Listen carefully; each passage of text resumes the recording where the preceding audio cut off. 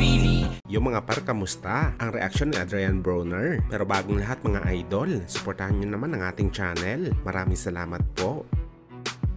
So matapos nga po hayagang sinabi ng Golden Boy owner na si Oscar De La Hoya na kinukonsidera nito na posible makalaban ng kanyang pinakamamahal na alaga na si Ryan Garcia ay ang dating 4 Division World Champion Adrian Broner. Sakaling hindi daw maikasa ang laban ni Teofimo Lopez Jr. at Ryan Garcia sa February mga idol. E second option daw nila si Broner. Gusto daw ni Oscar De La Hoya mga idol na bigyan ng malaking laban si Bagito hanggat kaya nila.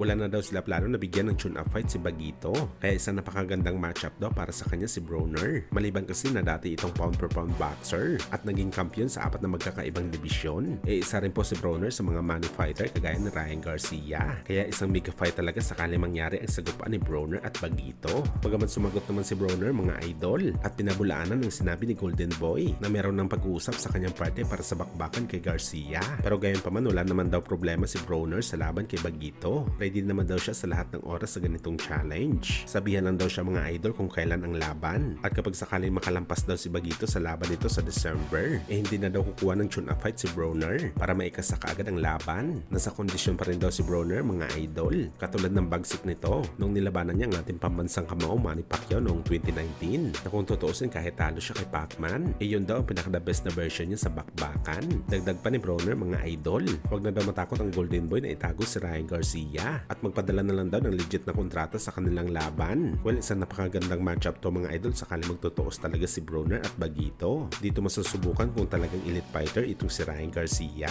Sakali masilat nito ang dating madulas na fighter sa bakbakan.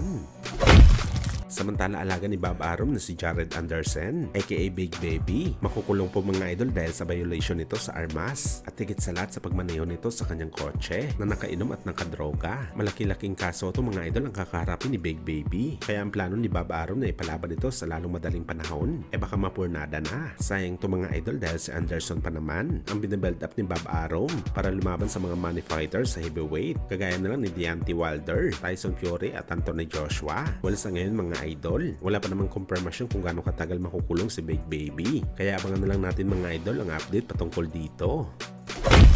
Sa kabilang banda naman mga idol, Manny Pacquiao kasama po sa listahan ng IFL TV bilang top 10 pound per pound boxer sa kasaysayan ng boxing sports. Kung saan mga idol nakuha po ni Pacman ang pang-4 na pwesto. Samantala ang karibal naman nito na si Mayweather Jr. nakuha number 2 spot. Sumunod lamang siya kay Sugar Ray Robinson. Nasa listahan din mga idol ang mga legend dati kagaya ni Roberto Duran at Marvin Hagler. Pero gayon pa man mga idol, sa listahan lang po ito ng IFL TV, ang sikat na boxing website sa UK. Nasa The Ring Magazine pa rin ang tunay na basihan sa rankings kung sino ang the best talaga. Kung saan nasa number 9 na pwesto dito si Boss Manny, habang si Floyd naman nasa pang 7 spot. Pero ang kinagandahan dito mga idol, kahit saan ang rankings na pagbabasihan sa boxing sports, talagang pasok si Pacman sa top 10 bilang GOAT sa sports ng suntukan.